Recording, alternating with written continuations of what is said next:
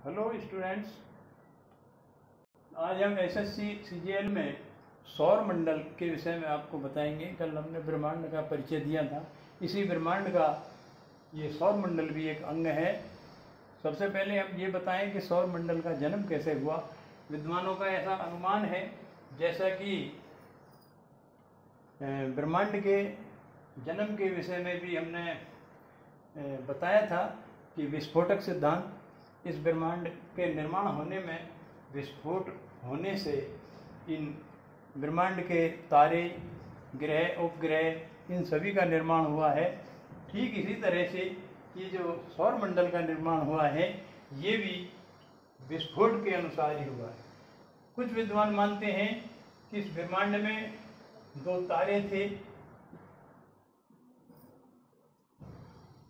जो दोनों तारे विपरीत दिशा से एक तरफ को आ रहे थे। ये तारा इधर को गया और दूसरा तारा इसके सामने आया। दोनों में बहुत तकड़ी टक्कर हुई, विस्फोट हुआ, और विस्फोट हो जाने से ये दोनों टुकड़ों में टूट गए।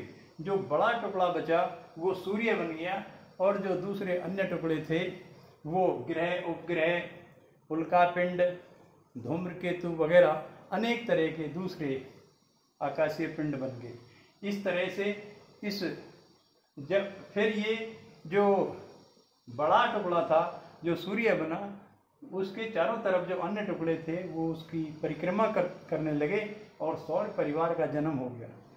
उसी को कहते हैं सौर मंडल। ये जो सौर परिवार है, पहले इसके 9 ग्रह माने जाते थे, लेकिन अब 9वां जो ग्रह है वो बहुत छोटी आकार का होने के कारण उसको ग्रह की जो श्रेणी में नहीं रखा गया और अब 8 ग्रह माने जाते हैं। जैसे ये सूर्य है, सूर्य के सबसे पास के ग्रह का नाम है बुध।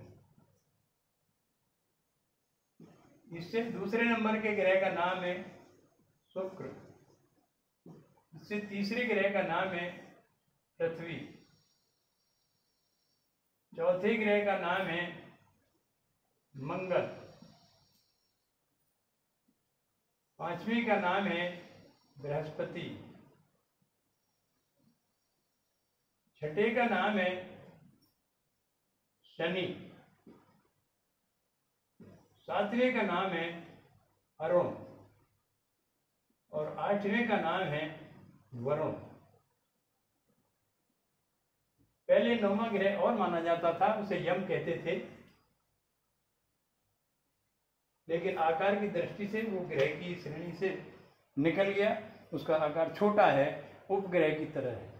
इस तरह से ये सौर मंडल का, सौर परिवार का जन्म हुआ। ये जो सूर्य के अन्य ग्रह हैं, इन अन्य ग्रहों के छोटे छोटे उपग्रह हैं। जैसे कि पृथ्वी का उपग्रह है चंद्रमा, जो पृथ्वी के चारों तरफ घूमता है। इसी तरह मंगल का भी एक उपग्रह है, और बृहस्पति के 12 उपग्रह हैं जो इसके चारों तरफ घूमते हैं। तो इनमें से लगभग ज़्यादातर के उपग्रह हैं जो उनके चारों तरफ घूमते हैं, और उसके अलावा कुछ छोटे छोटे अन्य टुकड़े हैं जो उल्कापिंड होते हैं। जैसे मैं एक आपको उदाहरण बताऊं, ये जो पृथ्वी है,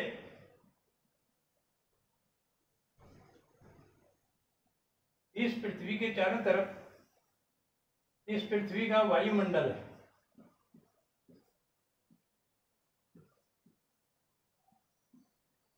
और इसके भी बाहर तक पृथ्वी का गुरुत्वाकर्षण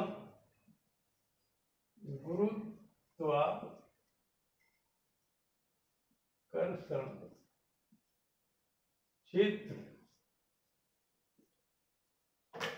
ये जो पृथ्वी का गुरुत्वाकर्षण क्षेत्र है, इस गुरुत्वाकर्षण क्षेत्र के जो बाहर की कोई भी वस्तु है वो बाहर रहती है, और कोई भी वस्तु अगर इसके गुरुत्वाकर्षण क्षेत्र में आ जाती है तो पृथ्वी उस पर अपना गुरुत्वाकर्षण बल लगा देती है और उस वस्तु को अपनी तरफ को खींच लेती है।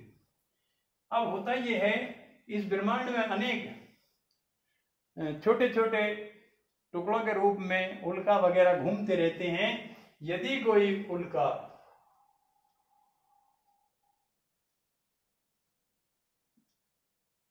ऐसे चलता हुआ पृथ्वी के गुरुत्वाकर्षण भाग में घुस जाए तो पृथ्वी एकदम इस पर अपना गुरुत्वाकर्षण बल लगा देती है और बल लगाकर प्रयास करती है अपनी तरफ खींचने का। यदि ये उल्का शक्तिशाली होता है तो ये उल्का पृथ्वी के खींचने से खींचता नहीं है और अपने मार्ग पर आगे चला जाता है। उस स्थिति में जिस स्थान से ये उल्का पृथ्वी के गुरुत्वाकर्षण क्षेत्र में घुसता है वहां से और जहां तक ये गुरुत्वाकर्षण क्षेत्र से बाहर निकलता है, रात्रि के समय एक प्रकाश की रेखा दिखाई देती है जिसे हम टूटता तारा कहते हैं। कभी कभी ऐसा भी होता है कि ये उल्का यदि कम शक्तिशाली होता है तो इसको पृथ्वी अपनी तरफ खींच लेती है और ये जलता हुआ पृथ्वी तक आ जाता है। यदि ये ज़्यादा छोटा होता है तो जलकर ये रास्ते में राख हो जाता है तो धूल कणों के रूप में नीचे तक आता है। यदि ये बड़े आकार का होता है तो जलते जलते कभी कभी ये सावत स्थिति में भी पृथ्वी के धरातल तक आ जाता है। अब आप सुनिए सूर्य की दूसरी विशेषताएं। इस ब्रह्मांड के अंदर एक होती है आकाशगंगा।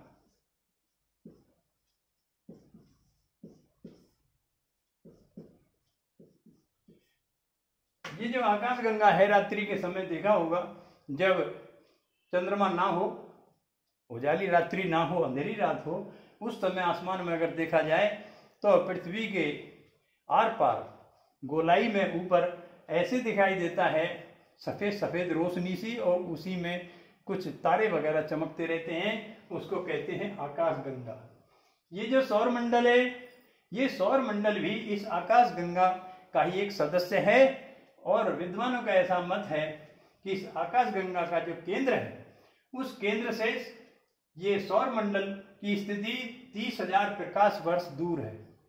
ये सूर्य इस आकाशगंगा में, इसके आकाशगंगा के केंद्र से 30,000 प्रकाश वर्ष की दूरी पर स्थित है और वहां पर ये भी जिस तरह पृथ्वी सूर्य का चक्कर लगाती है, इसी तरह ये सूर्य भी किसी अन्य तारे का चक्कर लगाता है और इसकी जो चाल है 250 किलोमीटर प्रति सेकंड है तथा 25 करोड़ वर्ष में ये अपना एक चक्कर पूरा कर देता है।